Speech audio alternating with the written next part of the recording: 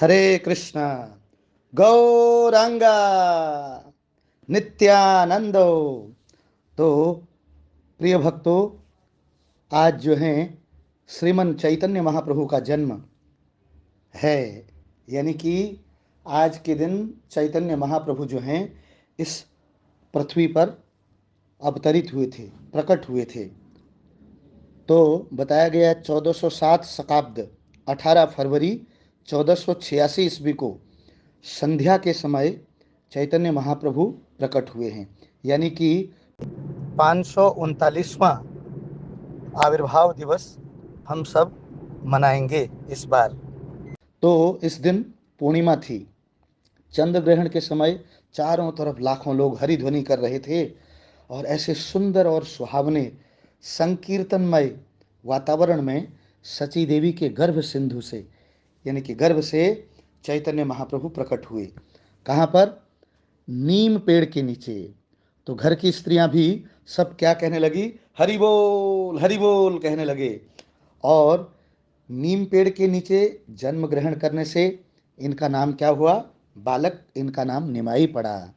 और अत्यंत गौर वर्ण होने के कारण गोरे, तो इनका नाम गौरांगा, गौरांग हुआ। और घर का वातावरण सब समय हरि नाम से गुंजित रहता, बिल्कुल हरि नाम होते रहता हमेशा। तो महाप्रभु जो हैं बचपन में श्री कृष्ण की ही भांति महाप्रभु जी बड़े बड़े ही चंचल प्रकृति के थे। तो बाल लीला में इसी समय जगन्नाथ जी के भवन में वे कभी सर्प को पकड़ लेते थे, कभी किसी चोर के कंधों पर चढ़कर नगर भ्रमण करते और चोर बार बार वहीं पर ले आते उनको, और आगे सोचते कि ओहो, ये तो बड़ा जादूगर बच्चा है कि ये कहीं हमको पकड़वा देगा, कि हम जहाँ से उठा के लेके गए थे इसके गहनों को देख करके ये बार बार हम दूर जाते हैं फिर उसी जगह पर आ जाते हैं। तो इस प्रकार से भगवान जो है अटखेलियाँ खेलते थे। तो एक दिन जो है एकादशी के दिन किसी भक्त के घर में ठाकुर जी भोग लगाए गए नैवेद्य को मांगते हैं कभी, तो कभी ये सब समय रोते हुए हरिनाम करने पर ही किलकारियाँ मारकर क्या करते हैं? हंसने लगते हैं।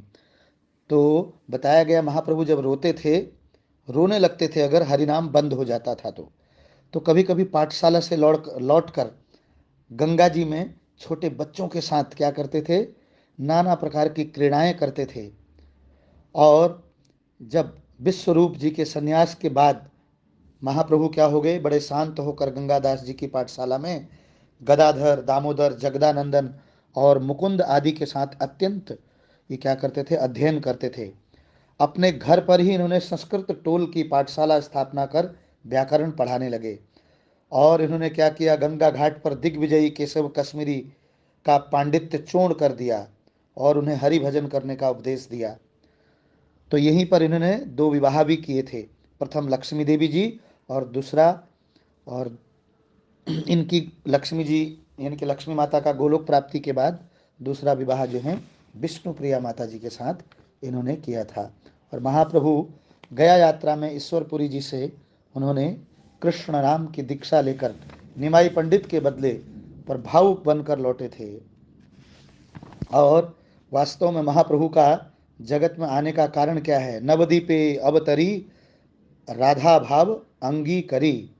तो गौरांग महाप्रभु के आविर्भाव के बहुत सारे कारणों में से चार प्रमुख कारण हैं।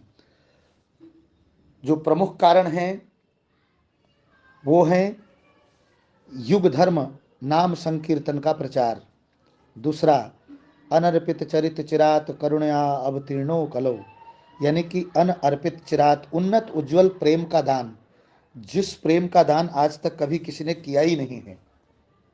नमो महाबदन्याय कृष्ण प्रेम प्रदायते, ऐसा दया दयालु तो कोई देखा ही नहीं है जो कृष्ण प्रेम देने के लिए आया। और ब्रह्मार दुर्लभ प्रेमे सबाकारो दिया याछे, ब्रह्मा जी के लिए भी जो दुर्लभ प्रेम था वो सबको बांट दिया इन्होंने, सबको घर घर जा करके। तो इसलिए इनको नमो महाबदन्याय, इसलिए इनका धाम भी औदार्य है। इनकी तरह महादयालु गौर नाम, गौर धाम और गौर लीला, गौर कथा, ये सब क्या करते हैं? ये अपराध युक्त व्यक्ति को भी जो है कृष्ण प्रेम दे देते हैं। बता रखा है कोई अगर व्यक्ति एक रात्रि भी यहाँ पर सोता है, केवल सो रहा है वो, तो उसके पास भी गौर प्रेम चला जाता है, मतलब उसके पास स्वयं चला जाता है। आप सोच सकते हैं।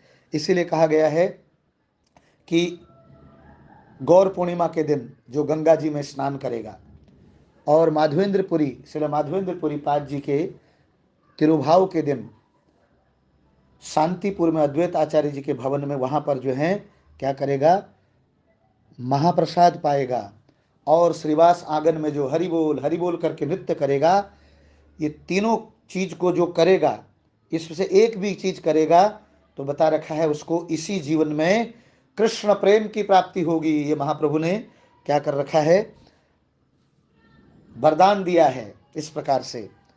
तो तीसरा जो है, जगत की तत्कालिक घोर अधार्मिक दुर्व्यवस्था, यानी कि दुरावस्था के लोग किस प्रकार से संसार में फंसे हैं, तो विचलित होकर अद्वैत आचार्य जी ने गंगा जल और तुलसी पत्र द्वारा उनकी आराधना की थी, तब वो आए थे, इस कारण भी। चौथा, परम परम करुण रसिक कृष्ण अपनी 3 इच्छाएं।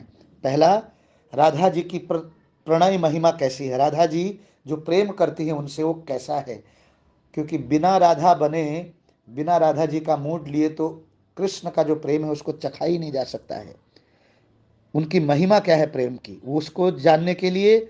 और दूसरा, अपने ही स्वरूप की माधुरी का, यानी कि अपनी ही माधुरी का आस्वादन करने की अभिलाषा, कि जिसका श्रीमती राधा रानी जी आस्वादन करती हैं उनकी रूप माधुरी का, कि उसमें ऐसा क्या है। और तीसरा, अपनी मधुरिमाओं का, अपनी जो मधुर रस का आस्वादन कर श्रीमती राधा रानी जी जो हैं मधुर रस में किस प्रकार से श्री कृष्ण से प्रेम करती हैं, किस प्रकार से वो जो सुख है उसका आस्वादन करती हैं, ठीक है कि नहीं। तो उसको पूर्ण करने के लिए राधा जी का भाव और कांति लेकर गौरांग महाप्रभु जी क्या हुए, इस जगत में अवतीर्ण हुए। तो आप सबको बहुत बहुत बधाई हो गौरांग महाप्रभु के आविर्भाव दिवस की।